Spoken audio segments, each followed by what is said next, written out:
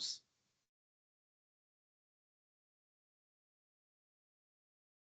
Donc, avant de commencer, nous allons vous proposer une petite question via l'outil Pulse. Donc, voilà, la question, ce sera, êtes-vous informé par des récentes réglementaires sur la gestion de l'eau? Donc, si vous êtes informé par les nouvelles réglementations ou si vous êtes allé chercher l'information sur les nouveaux textes réglementaires. Donc, on vous laisse quelques secondes pour répondre à cette question. Voilà, ma collègue Nathalie Gomez vient de lancer le Pulse. Donc, vous avez affiché sur vos écrans la question et je vous invite à répondre par oui ou non à cette question. Merci.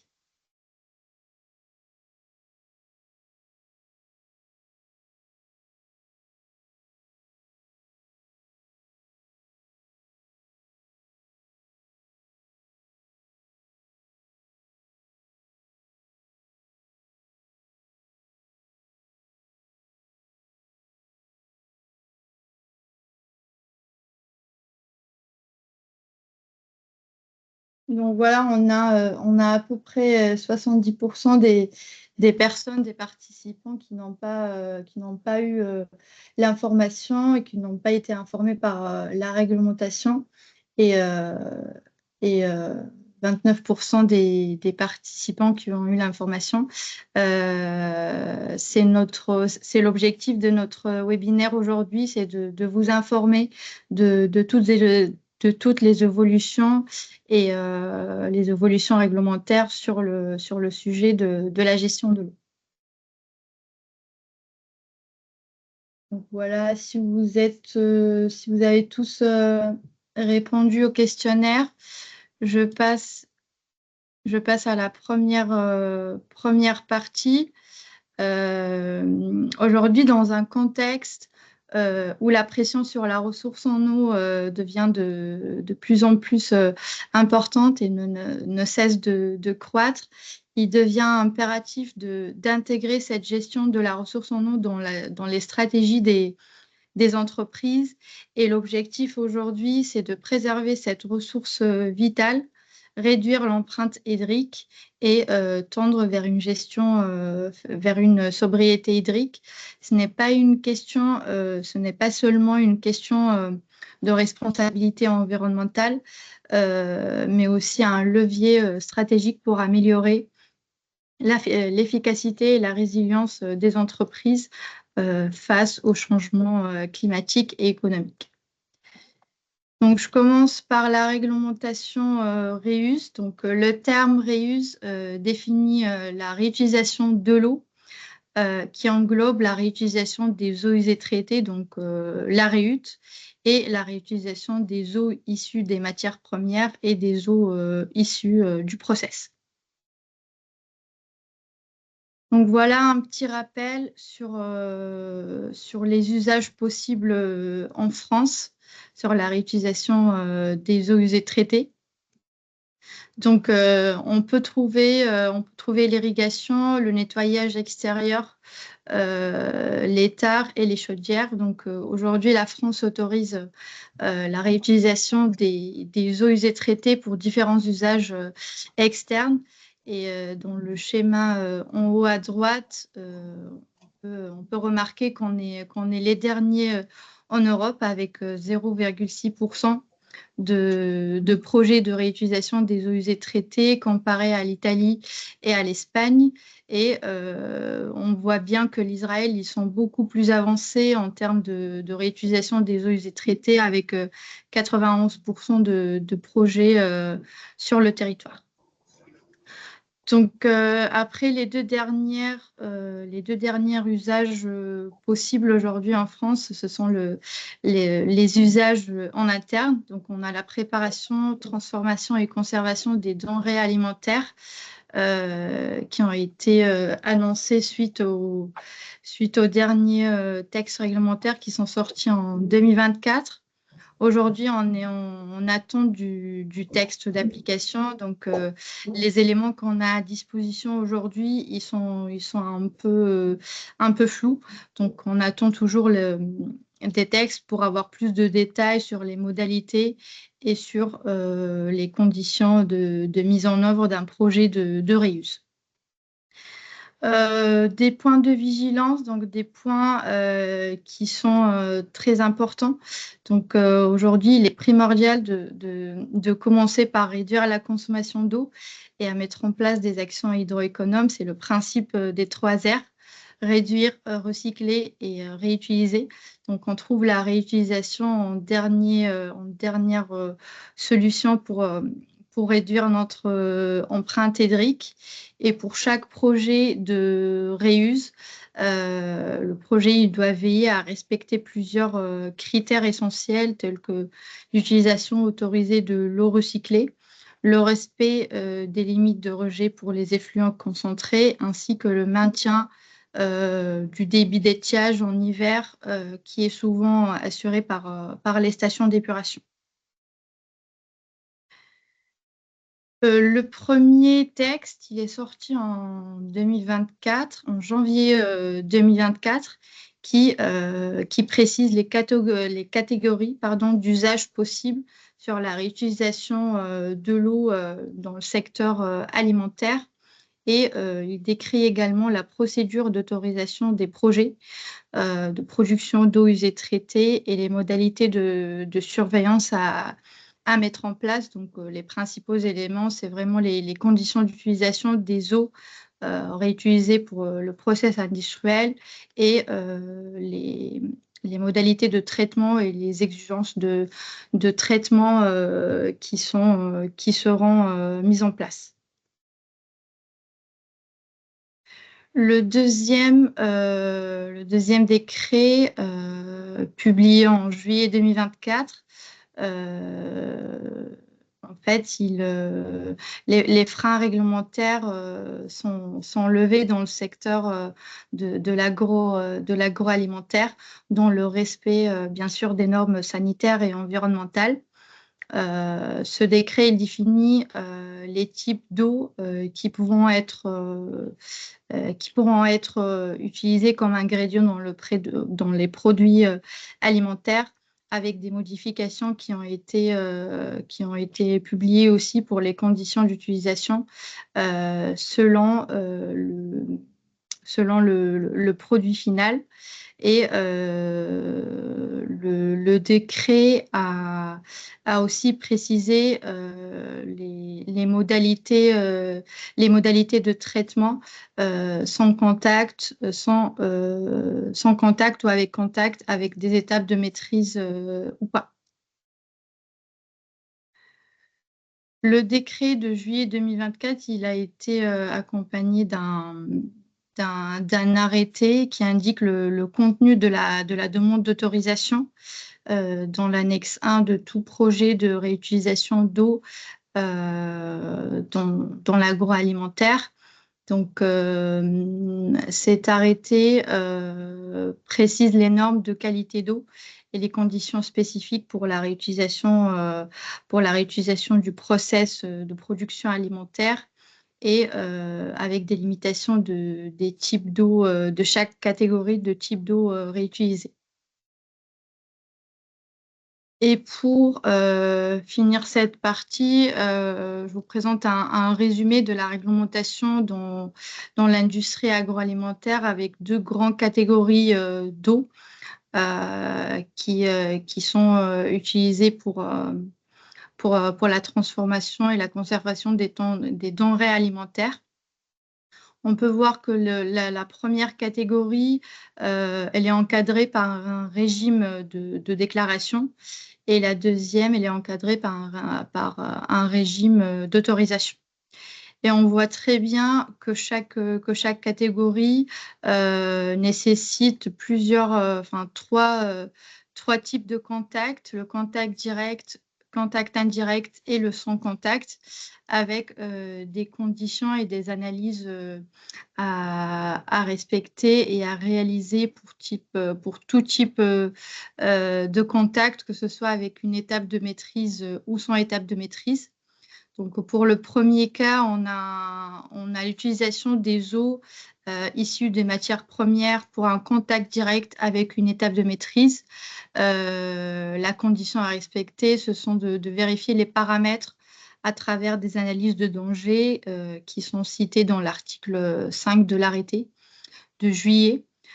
Si on n'a pas de traitement complémentaire ou d'une étape de maîtrise, on est sur des paramètres de potabilisation de l'eau, donc sur des paramètres bactériologiques concernant les eaux destinées à la consommation humaine, qui sont cités dans l'arrêté de 11 janvier 2007. Donc voilà, je vais pas rentrer trop dans le détail. Si vous avez besoin, besoin de plus d'informations ou si vous avez des contacts, n'hésitez pas à revenir vers nous. On peut vous accompagner sur ce point-là et vous trouverez l'enregistrement de ce webinaire sur la chaîne YouTube de la CCI. Petite précision, tous ces eaux ne doivent avoir aucune influence directe ou indirecte sur la salubrité de tout denrée alimentaire final et sur la santé du consommateur. Donc, si on est sans étape de maîtrise, je vais me retrouver sur les valeurs de potabilisation de l'eau. Donc, on va se retrouver avec une eau qui est 100% potable. Voilà, donc la deuxième partie, ça va concerner la réforme des redevances qui a été annoncée par l'Agence de l'eau Loire-Bretagne.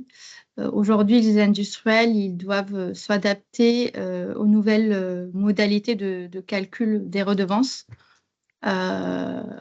Et cette évolution, elle peut avoir des conséquences qui sont financières et organisationnelles importantes pour les entreprises.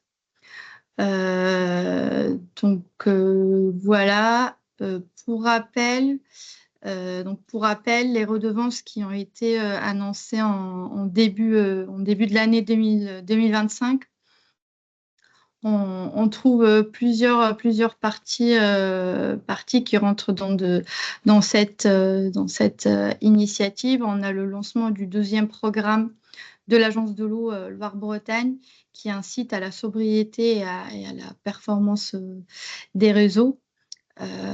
Aujourd'hui, les redevances de l'Agence de l'eau vont servir au financement des aides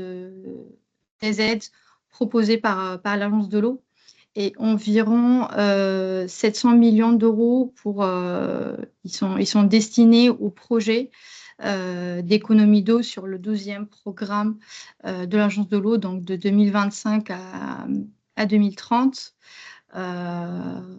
Donc voilà, cette initiative, elle s'inscrit également dans le cadre du plan eau qui est annoncé en 2023 par le gouvernement.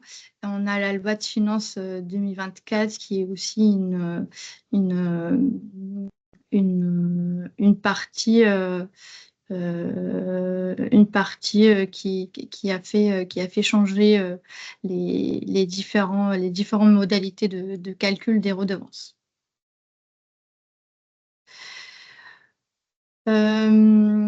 Donc concrètement, les redevances, cette réforme des redevances, c'est quoi? On peut avoir deux grandes catégories des redevances aujourd'hui. On a les redevances qui seront calculées directement par les factures d'eau, donc qui est géré directement par l'organisme public. C'est la collectivité qui est présente sur le territoire de l'entreprise. Et les redevances, ils sont calculées sur l'année en cours. Donc, vous aurez des factures d'eau de l'année en cours. Concernant la deuxième catégorie de redevances, ils seront calculés, ils sont à déclarer directement à l'agence de l'eau. Donc, pour la redevance de l'année précédente, donc par exemple, si on est en 2025, vous devez déclarer vos redevances en 2026, donc au plus tard le 31 mars 2026, et c'est à faire sur le site internet de l'Agence de l'eau Loire-Bretagne. Tout est dématérialisé.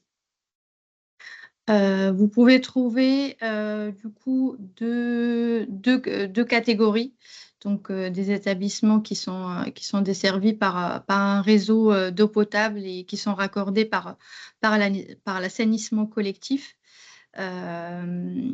Et donc les redevances, aujourd'hui, on peut trouver les nouvelles redevances comme la performance du réseau d'eau potable et la performance des réseaux d'assainissement,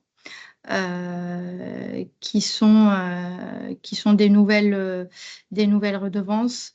Le plafonnement de 7000 m3, il est supprimé. Donc aujourd'hui, vous n'aurez pas le plafonnement de 6000 m3. Donc, vous allez payer au prorata des volumes ou des mètres cubes que vous avez consommés ou prélevés sur votre site industriel.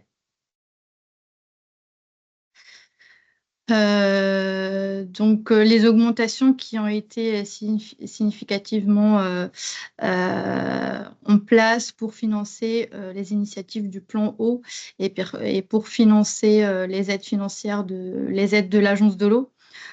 Aujourd'hui, il vise à encourager une utilisation rationnelle de l'eau et incite les entreprises à viser une sobriété hydrique et réduire les consommations d'eau sur le site industriel.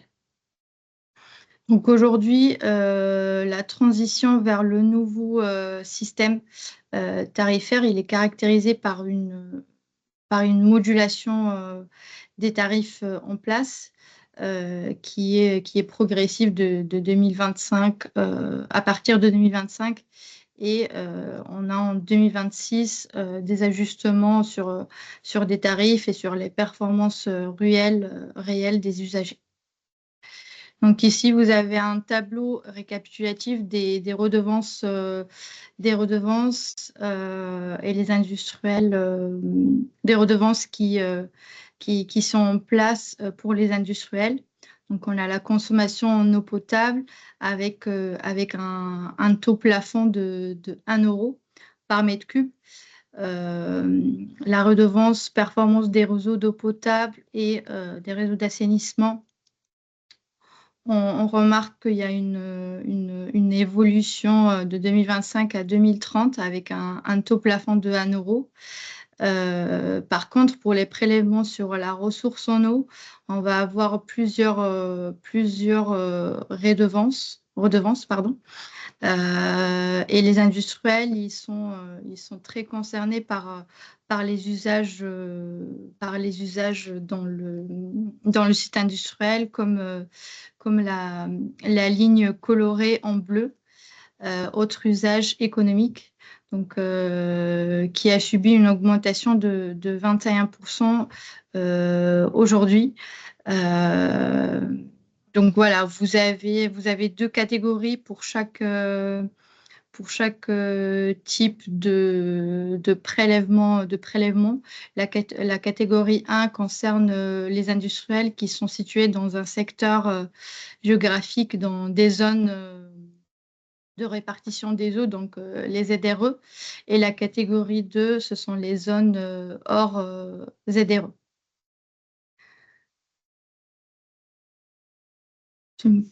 Voilà, aujourd'hui, on a les gros consommateurs qui sont particulièrement touchés par cette réforme, tels que le secteur de la chimie, la métallurgie et l'agroalimentaire.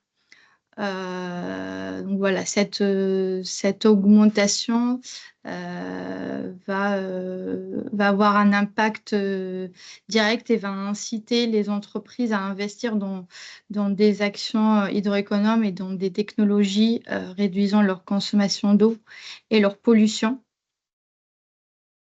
Et nous, à la CCI, on peut vous accompagner sur votre démarche d'économie d'eau via notre accompagnement ressources eau. Et donc voilà, je vous ai présenté un peu le schéma qu'une entreprise peut suivre. Et suite à notre plan d'action proposé par la CCI, vous pourriez réduire votre consommation d'eau et réduire votre facture d'eau trimestrielle ou annuelle.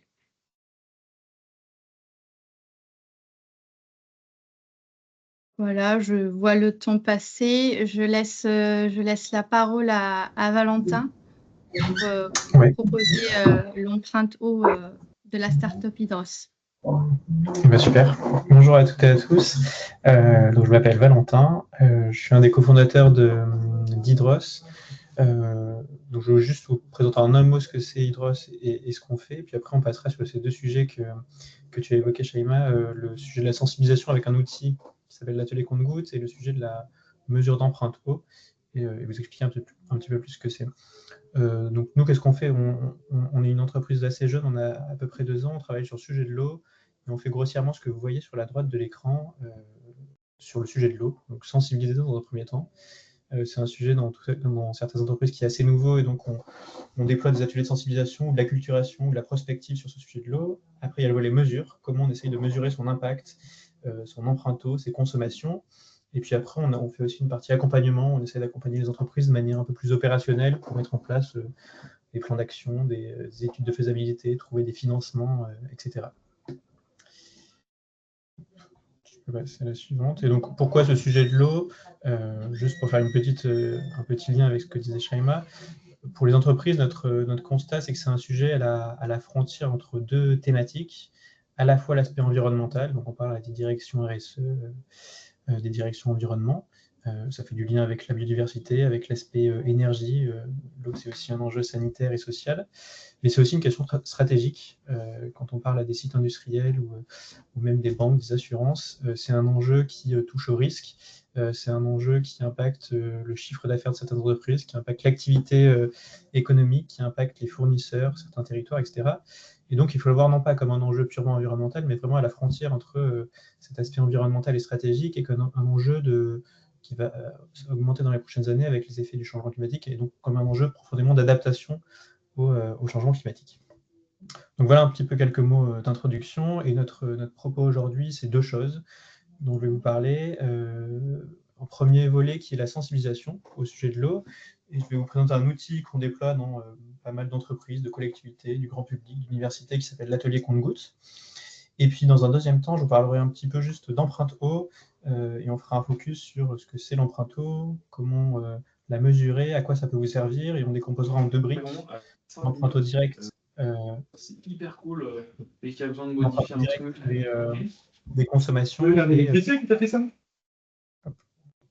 N'hésitez pas à désactiver vos micros, s'il vous plaît. C'est bon, okay. L'empreinte eau indirecte avec vos achats de matières premières. Alors du coup, sans plus attendre, le premier volet, donc l'atelier compte-gouttes, qu'est-ce que c'est? C'est un format de sensibilisation qui s'anime en présentiel, qui est adaptable à votre besoin de là où on l'anime. Donc ça peut aller d'un format de 1 heure à 3 heures, et c'est assez aussi modulable dans le nombre de participants. On peut accueillir entre 6 et 40 participants. Il a un double usage.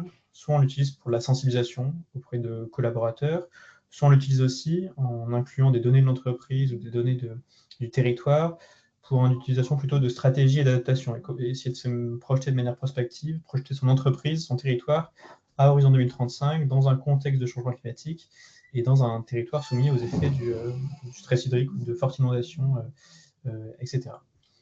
Alors concrètement, comment ça se déroule? Il y a 3 parties. Une première partie introductive qui dure en général 30 minutes. Et là, l'idée, c'est juste d'essayer de rappeler quelques ordres de grandeur, quelques quelques grands concepts autour de l'eau, le grand cycle de l'eau, le petit cycle de l'eau, quelques chiffres sur votre territoire, quels sont les grands enjeux avec le changement climatique. Ça permet de mettre tous les participants au même niveau et d'aborder un petit peu ce sujet de manière globale. Et puis ensuite, on arrive sur la mise en situation, que je vais vous présenter un petit peu en détail juste après, mais globalement, on va se projeter votre entreprise en 2035 avec son territoire et ses différentes parties prenantes et voir un petit peu ce qui se passe et comment ça peut vous impacter. Et puis ensuite, on essaie de conclure de manière un peu plus concrète pour votre activité en vous donnant des pistes d'action et en essayant de faire écho avec la partie d'avant et voir comment vous pouvez faire face aux effets du changement climatique et de la réflexion de la ressource en eau. Et donc, je vais détailler juste rapidement cette partie 2, mise en situation dans la diapo suivante, où l'idée, c'est qu'on se territoire. Alors souvent, on se place dans le territoire de votre entreprise ou du site qu'on étudie. On va pouvoir se placer à une échelle plus ou moins large. On va pouvoir se placer à l'échelle d'un bassin versant, d'un sous-bassin versant, d'un département, voire un peu plus petit. Et l'idée, c'est d'essayer de comprendre déjà dans un premier temps et de dresser un petit peu le portrait du territoire dans lequel vous êtes, avec les différents acteurs qui vous entourent. Est-ce qu'il y a de l'agriculture? Est-ce qu'il y a des prélèvements liés à l'énergie? Est-ce qu'il y a des bassins de vie? Est-ce qu'il y a du tourisme, etc. Donc, quels sont un peu les usagers et les consommateurs de la ressource en eau? Et puis l'idée, c'est que chacun des participants à cet atelier va incarner un acteur de ce territoire. On va retrouver les élus locaux, les industriels, l'Adréal, l'OFB, etc., etc. Et ils vont se mettre autour de la table et ils vont faire face à un certain nombre de mesures que vous voyez avec l'icône numéro 2. L'idée, c'est que l'atelier va se dérouler tour par tour. Chaque tour, c'est une année, et à chaque tour, on propose une série de mesures que vous allez pouvoir adopter à l'échelle de votre territoire pour essayer de réduire votre consommation d'eau. Et donc, sur l'écran numéro 2, vous allez pouvoir discuter entre vous et adopter un certain nombre de mesures. Et puis, vous arriverez ensuite sur l'écran numéro 3, où vous avez le résultat un petit peu des mesures que vous avez décidé de prendre tous et toutes ensemble. Et vous avez un objectif qui reprend un peu l'objectif du plan Eau France 2030 de 10% de réduction des prélèvements d'eau. Et donc, vous avez cet objectif en tête et vous essayez de concilier les intérêts de chaque acteur qui ont leurs propres intérêts avec l'intérêt aussi l'intérêt collectif du territoire. Et puis ensuite, on déroule les tours comme ça, les uns après les autres, chaque tour représentant une année. On déroule comme ça jusqu'en 2035. Et à chaque fois, on essaye de se projeter un petit peu avec des coupures de presse, des lignes de journaux, etc., pour voir un petit peu ce qui pourrait se passer de manière concrète à l'échelle du territoire pour votre entreprise, pour votre activité, pour les différents acteurs. Voilà. Donc, voilà un peu le principe général. Et quels sont les objectifs pédagogiques derrière cet atelier? C'est de comprendre d'une part les liens entre changement climatique et ressources en eau, et de voir que l'eau, ça va être une des premières conséquences palpables du changement climatique. Comprendre aussi la notion de conflit d'usage, comprendre que l'eau, c'est un enjeu très local et que ça se gère de manière locale et que vous allez devoir partager l'eau avec vos voisins qui sont des agriculteurs, des industriels, des usagers et des particuliers. Se projeter aussi de manière prospective sur les grands enjeux à venir vis-à-vis de la ressource, comprendre comment ça peut vous impacter de manière directe sur votre site, mais aussi comment ça peut impacter vos fournisseurs, vos clients, vos infrastructures. Et puis établir enfin un lien concret avec vos activités et comprendre comment vous pouvez être impacté vous-même sur votre territoire, sur votre site. Et puis deux cas d'usage, deux exemples un petit peu concrets et comment ça peut se passer de manière opérationnelle. On adapte souvent l'atelier pour correspondre à vos enjeux. C'est-à-dire vous êtes EDF, vous avez des enjeux différents d'autres acteurs, et donc on va plutôt faire une adaptation pour les enjeux liés à l'énergie et la production d'énergie. Donc on va par exemple prendre le cas d'un barrage ou d'une centrale nucléaire et voir un peu les enjeux qu'il peut y avoir vis-à-vis de la ressource en eau. On peut aussi s'adapter aux données que vous pouvez nous fournir. Un exemple, c'est Disney, pour qui on travaille, le parc Disneyland à Paris, qui a des consommations donc plutôt tertiaires avec les hôtels, les attractions, l'arrosage. Et donc là, on essaye de prendre en compte ces aspects et de l'inclure dans l'atelier pour pousser un plan de sobriété en eau, pour sensibiliser des collaborateurs. Et ensuite, on découle en 3 formats différents. Alors, un format court, qui va être peut-être plutôt la sensibilisation assez rapide pour des opérateurs ou autres. Un atelier standard, qui est à peu près celui que je vous ai présenté. Puis un atelier personnalisé, où là, on va pouvoir inclure des données qui vous sont propres, des mesures qui vous sont propres, pousser un plan de sobriété en eau, en faire un outil un peu plus prospectif et de réflexion.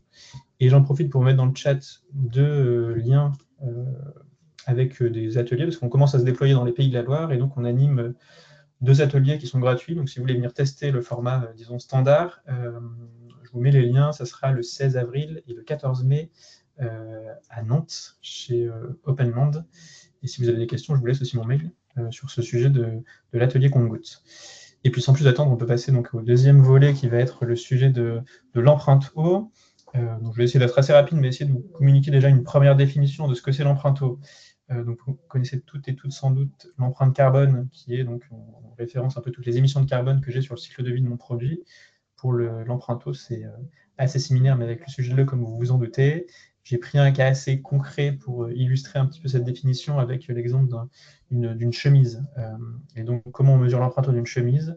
Et ben, on prend son cycle de vie. Donc, ça va de la culture du coton, la filature, le tissage, la teinture, le traitement qu'il peut y avoir, et puis même le lavage derrière. Et puis, à chaque étape de fabrication, on va compter combien je consomme d'eau pour l'irrigation du coton, pour la filature, pour mes process de teinture, d'anomissement, etc. Et en faisant la somme de toutes ces consommations d'eau tout au long du cycle de vie, j'obtiens l'empreinte eau du produit. Donc ça, c'est un peu pour la définition, disons, théorique. Pour votre entreprise, souvent, on la découpe en deux scopes, l'empreinte eau d'une entreprise, l'empreinte eau directe et l'empreinte eau indirecte. L'empreinte eau directe, grossièrement, c'est vos consommations sur site. C'est ce que vous avez à la main, c'est votre facture d'eau à la fin de l'année ou à la fin du semestre. Et donc, ça va être vos eaux de process, vos eaux que vous utilisez pour le lavage, les eaux pour l'hygiène, etc. Et donc là, vous avez directement la main dessus. Et puis, il y a l'empreinte eau indirecte qui est l'eau, un peu peut-être le scope 3, le scope 2 et 3 de l'empreinte carbone, qui va être finalement toute l'eau que vous allez consommer, entre guillemets, à travers vos achats de matières premières, vos achats d'énergie, vos achats de prestations. Donc, si vous achetez du coton, si vous achetez des produits chimiques, si vous achetez du service, des appareils informatiques, etc. Vous avez aussi un impact sur la ressource en eau. Et donc, voilà. Donc, je divise ces choses parce que souvent, quand on parle aux entreprises, derrière ces deux volets, donc l'empreinte eau directe qui est finalement la consommation et puis l'empreinte eau indirecte qui est au travers de ces achats, on a des objectifs un peu différents quand on mesure l'eau et je vais vous les détailler juste après. Et on va commencer avec l'empreinte eau directe, qui est finalement les consommations. Quelle est l'idée derrière? C'est de faire un peu comme un bilan carbone et se dire j'ai ma facture annuelle qui est de tant d'euros et tant de mètres cubes, mais en fait souvent j'ai pas trop d'idée de quelle est ma répartition des consommations. Alors ça dépend du niveau de maturité sur le sujet, mais l'idée c'est qu'à travers cette empreinte eau, on va essayer de donner à voir quelle est la répartition entre les différentes utilisations, pour se dire finalement mes 17 600 mètres cubes, qu'est-ce que c'est? Est-ce que c'est du nettoyage? Est-ce que c'est des autres process? Est-ce que c'est de l'arrosage? Est-ce que c'est des fuites, etc. Et donc de donner un peu ce graphique de répartition entre ces différents usages. Dans quel but? Déjà de comprendre ses consommations, mais surtout ensuite de pouvoir les réduire et de pouvoir réduire au bon endroit et de mettre l'effort sur les plus gros postes de consommation, disons. L'idée, c'est d'identifier aussi les potentiels de consommation et les potentiels d'économie de consommation, et donc de se dire si je veux réduire de mes consommations de 10%, où est-ce que je peux agir en priorité? Peut-être c'est sur le nettoyage, peut-être c'est sur les autres process. Et puis ensuite, dans un second temps, ça permet aussi de calculer la rentabilité, en se disant finalement, changer de machine ou changer de tel ou tel équipement, combien ça me coûte? Et puis en ayant fait un petit peu ce travail d'audit avant, on va pouvoir vous dire, en fait, vous allez économiser 10% de ce poste par an, ce qui va représenter tant de mètres cubes, ce qui va représenter tant d'euros. Et donc, vu que la nouvelle machine coûte tant d'euros, on va pouvoir vous donner un ROI et vous dire est-ce que c'est rentable ou pas, est-ce que c'est intéressant et à quel point ça l'est. Et puis aussi, vous donner dans un dernier temps des standards et identifier des anomalies de consommation, en vous disant vous êtes un bâtiment tertiaire de tant de personnes. Habituellement, sur ce qu'on observe et nos standards, c'est plutôt du temps de mètres cubes par mètre carré. Vous êtes 3 fois plus haut, peut-être qu'il y a un problème et il y a des fuites ou il y a des problèmes de process ou autre, et donc aussi pouvoir se comparer avec d'autres usagers. Donc voilà un peu l'objectif et la démarche sur cette empreinte eau directe. Et puis pour terminer, je vais vous parler de l'empreinte eau indirecte. Alors là, l'objectif peut être différent. Ça peut être du calcul un petit peu comme je l'ai illustré en introduction avec le t-shirt un peu d'analyse de cycle de vie et donc d'avoir l'empreinte au global des produits que vous produisez. Mais en fait, plus souvent, quand on parle à nos clients, c'est plutôt l'aspect risque qui va prévaloir, c'est-à-dire se dire, est-ce que j'ai des risques dans ma chaîne de valeur? Et donc, est-ce que j'ai des risques dans mes matériaux dans lesquels je m'approvisionne? Est-ce que j'ai des risques que mon fournisseur ne puisse plus me fournir, qu'il soit soumis à une inondation, une sécheresse, etc. Et donc, c'est plutôt cet aspect-là qu'on essaye d'identifier en remontant un petit peu dans la chaîne de valeur, en analysant combien je consomme d'eau pour fabriquer mes différentes matières premières, et en comparant avec le niveau de stress hydrique des endroits où je les produis, pour voir si j'ai des risques, et puis aussi si je peux réduire mon impact sur la ressource en eau en sourçant mes matériaux de manière un peu différente. Donc voilà un petit peu l'aspect. Souvent, c'est l'aspect risque et puis aussi l'aspect avoir une vision sur le cycle de vie de son produit. Pour vous donner 2 cas concrets, peut-être pour terminer, un exemple sur le scope direct, ça va être par exemple une entreprise d'agroalimentaire qui était dans le sud-ouest. Et là, l'idée, c'est un petit peu ce que je voulais évoquer, c'est-à-dire cartographier ses consommations et ses équipements, retracer un petit peu ce graphique que je vous ai montré qui va évaluer la répartition des consommations par point d'eau et puis par usage.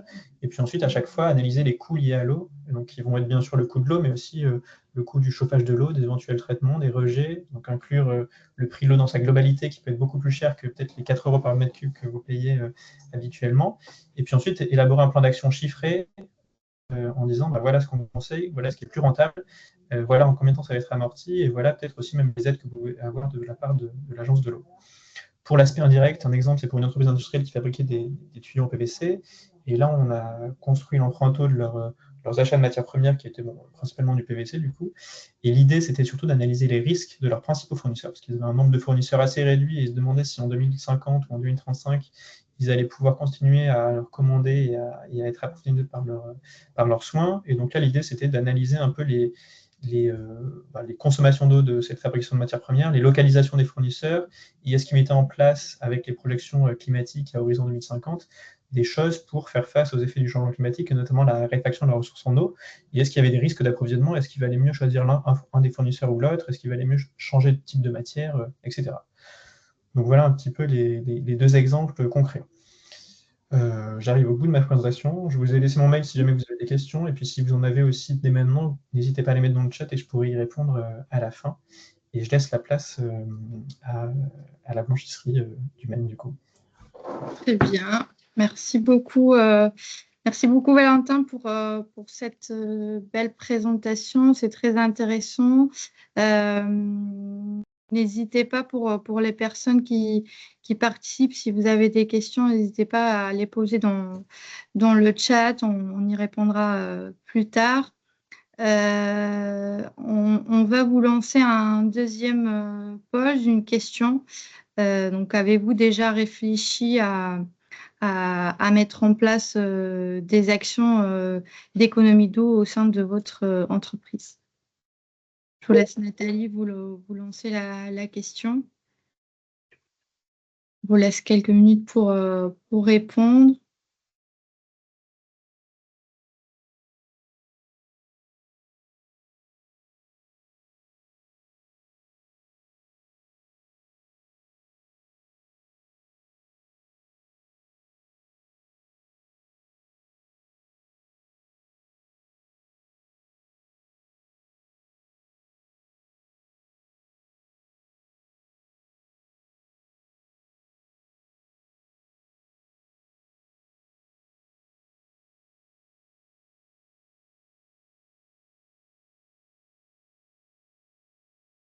Alors, on a cette réponse.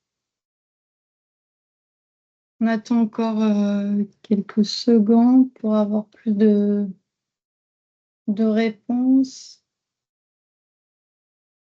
On voit effectivement presque la moitié des réponses et des participants n'ont pas mis en place des actions, mais ils ont des actions envisagées ou s'ils ont des réflexions qui sont en cours sur le sujet de l'économie d'eau en entreprise. Voilà. Ça vient à l'objectif de du témoignage de la blanchisserie du Maine. Donc, je vous laisse la parole, Luc, pour partager votre écran.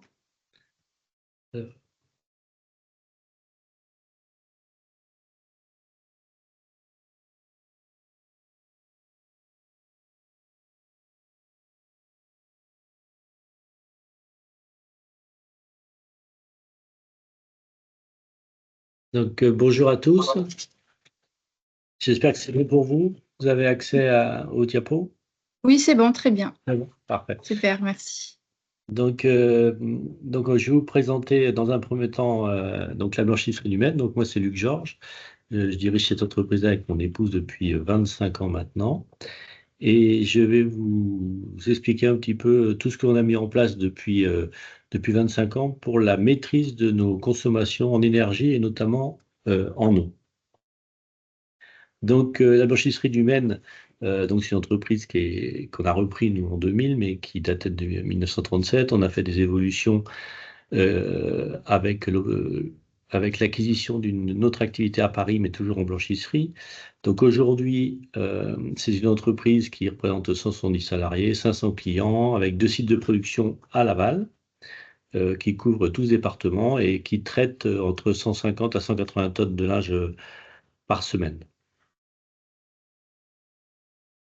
Alors notre activité, elle est liée donc à notre environnement, c'est-à-dire qu'on travaille essentiellement avec l'hôtellerie, la restauration, la santé, l'industrie, l'agroalimentaire et l'hygiène. Donc tout ce qui est hygiène, c'est tapis de sol, tout ce qui est essuyage manuel, etc.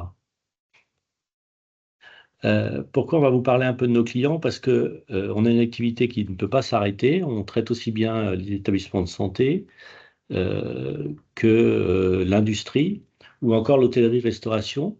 Ça, c'est le cas de Blanchisserie du Maine. Et pour ce qui concerne la parisienne, on s'est mis sur une clientèle. On a fait un casting un peu particulier à Paris pour avoir essentiellement du linge de table plutôt haut de gamme, de façon, puisque le linge est traité à Laval, à rentabiliser notre logistique.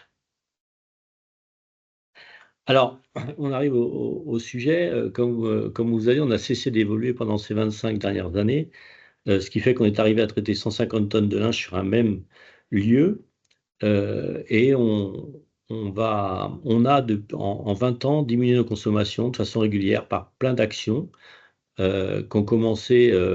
On parlait tout à l'heure de mesures, ça a été une de leurs premières intentions, ça a été de mesurer ce que l'on faisait. Pour vous donner une idée, quand on a commencé en 2000 avec des méthodes traditionnelles de lavage, on était à plus près des 23-24 litres au kilo traités. Et notre souhait de se développer, ça a été de massifier notre production tout au long de ces années et de pouvoir sectoriser le lavage et améliorer au fil du temps nos consommations. On a mis en place, donc je vous parlais de mesures, mais ça a été validé par l'obtention de nos certifications, que ce soit 14001 ou 50001. Tout ça, ça n'a cessé d'évoluer avec le diagnostic RSE, notre rapport, le diag écoflux, quelques distinctions. Et puis en 2022, on a eu un projet d'agrandissement et donc on a libéré des espaces et on s'est mis dans l'idée que ce serait indispensable à terme, avec les objectifs qui nous étaient fixés, de travailler sur une solution de retraitement des eaux de process.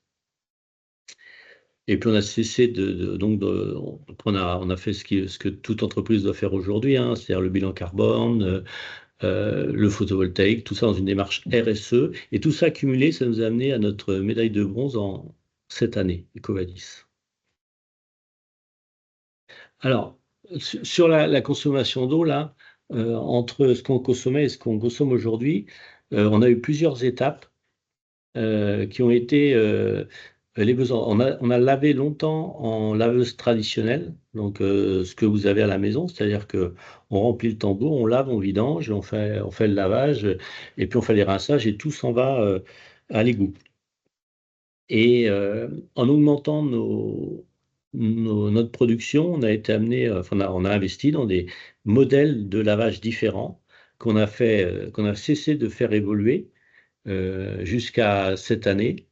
Donc c'est le principe du tunnel de lavage, où là, en fait, on recycle les eaux dans notre process de lavage. C'est-à-dire qu'on ne fait pas de traitement particulier, etc. C'est juste quelque chose de relativement simple, c'est-à-dire que la technique du tunnel de lavage, ce serait des tambours de machine à laver les uns derrière les autres, hélicoïdales.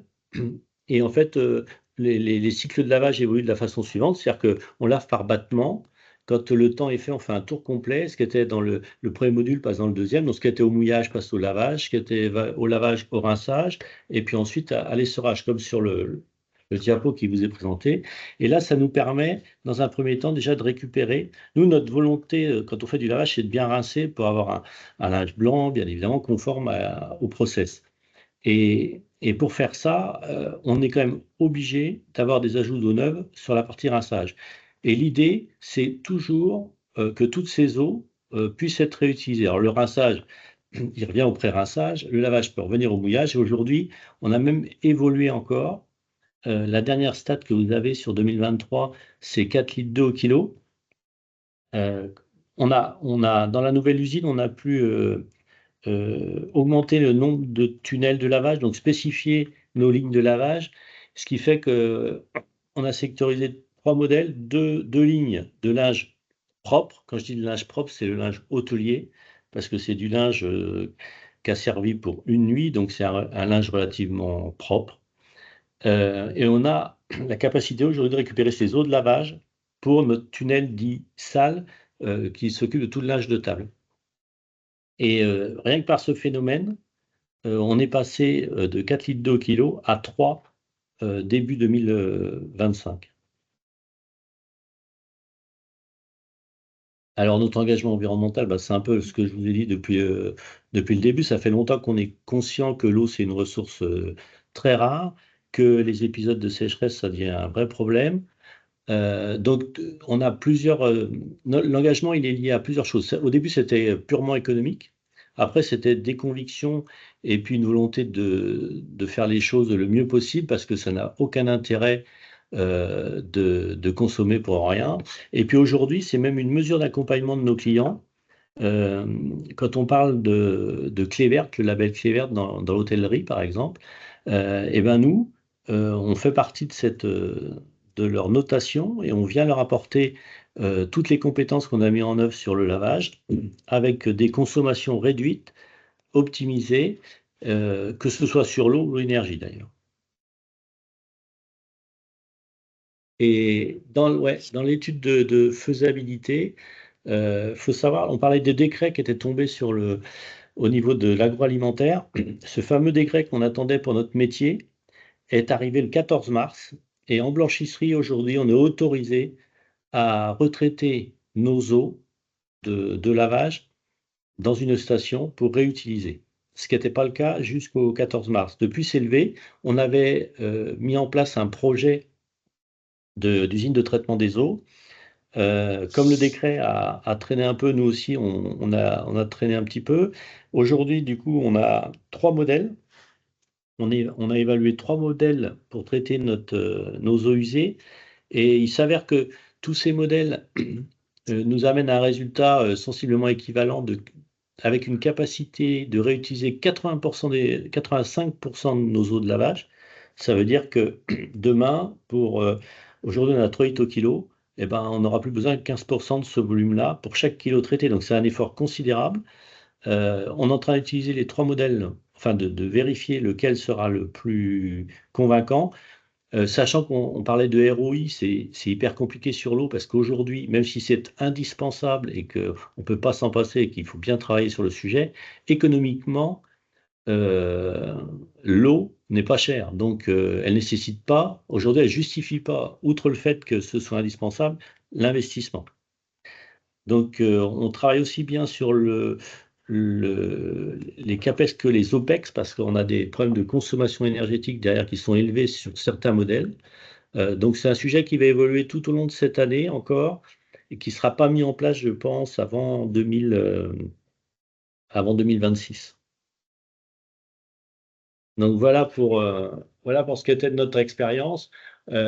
Aujourd'hui, quand on parlait de finances, enfin on n'en a pas parlé, mais quand je parlais de rentabilité sur ce genre d'investissement, c'est un peu, on est un peu victime de notre succès, c'est-à-dire qu'aujourd'hui, on nous indemnise sur le gain qu'on pourrait faire sur nos consommations. Le problème, c'est qu'aujourd'hui, à 3 litres au kilo, on fait partie de ce qui se fait de mieux en blanchisserie, puisque la moyenne nationale est presque à 8 litres par kilo. Et donc, nous, quand tout à l'heure, vous parliez de réduction de 10%, nous, aller chercher 10% sur 3 litres lorsqu'on est arrivé à cet optimum, sachant que on va pas, maintenant qu'on a réussi à dissocier tous nos modèles de lavage, même si demain on progressait, on massifiait encore, c'est fini. Je veux dire, on a suffisamment le choix aujourd'hui dans les volumes que l'on traite pour gérer notre activité de cette sorte. Donc, on n'a pas beaucoup de clés économiques pour réaliser ce qu'on a à faire, mais on en a la volonté et donc on va réaliser cette opération courant 2026 maintenant. Voilà. Très bien. Merci beaucoup pour ce témoignage et je vous félicite pour vos efforts et pour vos actions que vous avez mis en place et ces résultats concrets que vous avez présentés. On parle ici de motivation, de l'engagement de l'entreprise qui mène à avoir des résultats importants et en fait, l'objectif, c'était de préserver la ressource en eau et vous avez aussi un volet économique du sujet. Merci beaucoup pour votre retour d'expérience. Voilà le temps passé. Je vous présente notre accompagnement de la CCI, donc le programme Ressourceau. C'est un programme qui a été lancé en 2022 et qui est financé par l'Agence de l'eau Loire-Bretagne.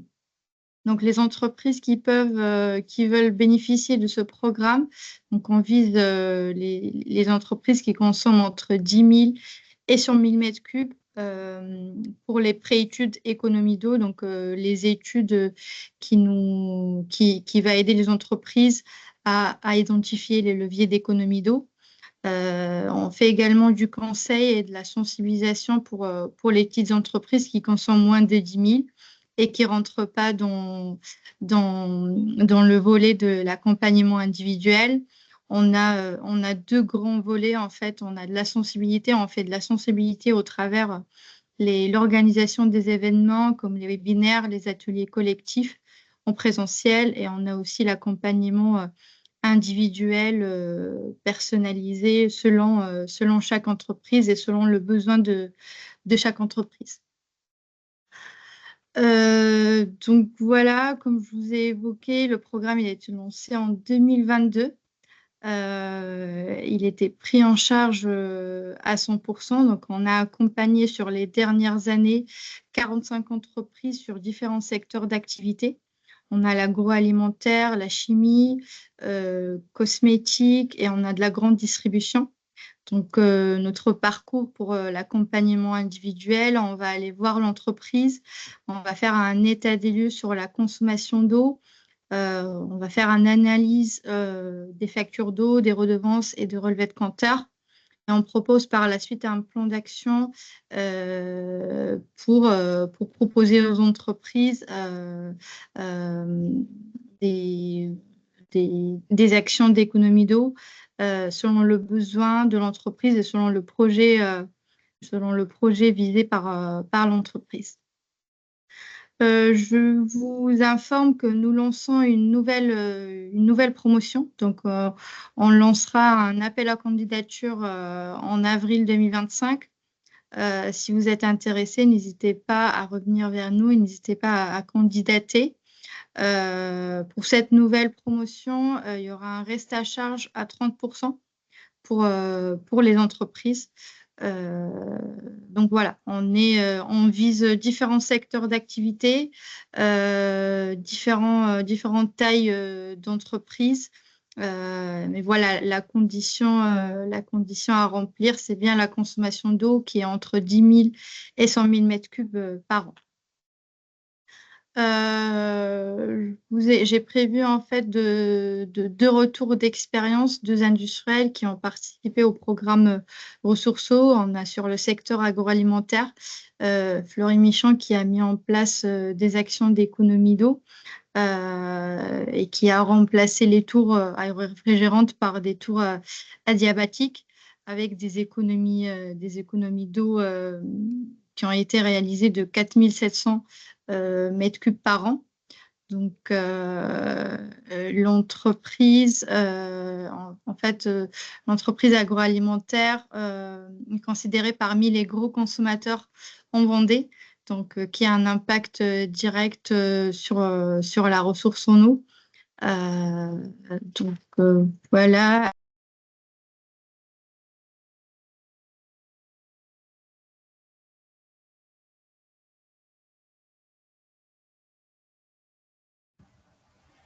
Le micro a été coupé, on n'entend plus. Pardon, excusez-moi. Donc on passe au deuxième exemple. L'entreprise Ackermann qui fabrique des poissons, donc qui fabrique du vin et qui a mis en place une démarche d'économie d'eau, donc qui est de la sensibilisation, pardon, des collaborateurs, la constitution d'un groupe de travail sur l'eau. Ils ont installé également des mousseurs de robinet, des pistolets d'eau.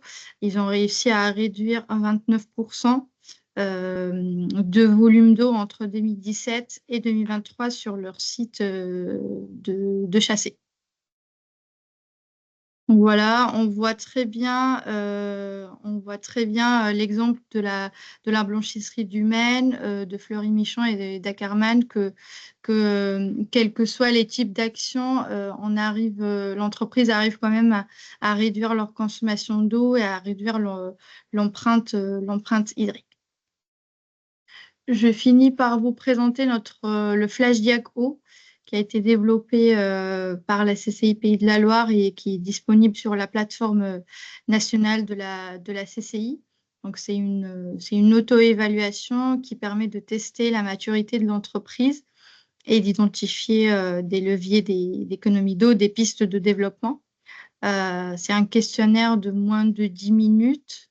L'entreprise, à la fin du questionnaire, elle reçoit un compte rendu pour identifier le profil, que ce soit novice, engagé ou expérimenté, avec des préconisations et des actions prioritaires que l'entreprise elle peut mettre en place. Voilà, on arrive à la fin de notre webinaire. Est-ce que vous avez des questions? N'hésitez pas, si vous avez des questions, de les poser sur le chat ou si vous voulez activer votre micro et votre caméra pour poser vos questions à moi ou aux deux intervenants qui sont intervenus aujourd'hui.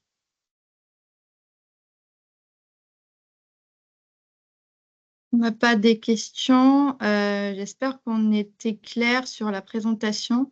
N'hésitez pas, si vous avez d'autres questions plus tard, à nous contacter, plus tard. On vous lance le dernier pulse.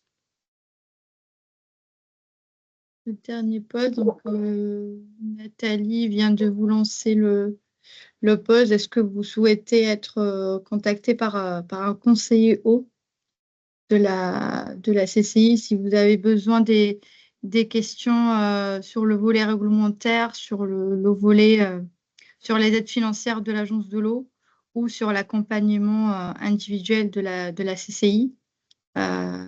N'hésitez pas à nous faire part.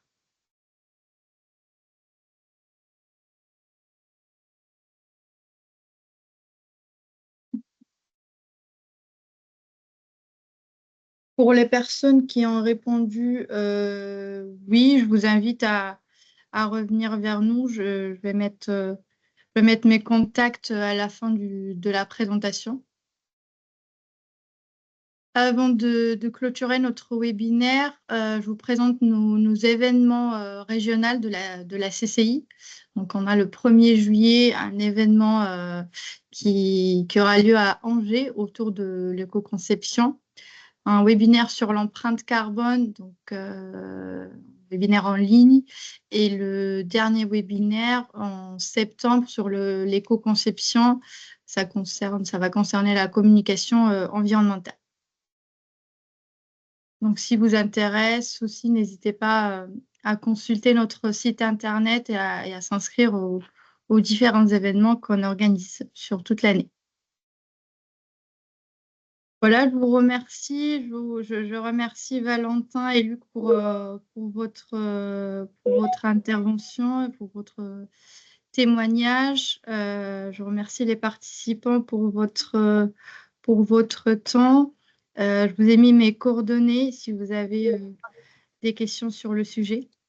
Et voilà, il me reste que de vous souhaiter un très bon après-midi et à bientôt sur nos prochains événements. Merci. Merci. Au revoir. Au revoir. Au revoir. Au revoir. Merci, au revoir.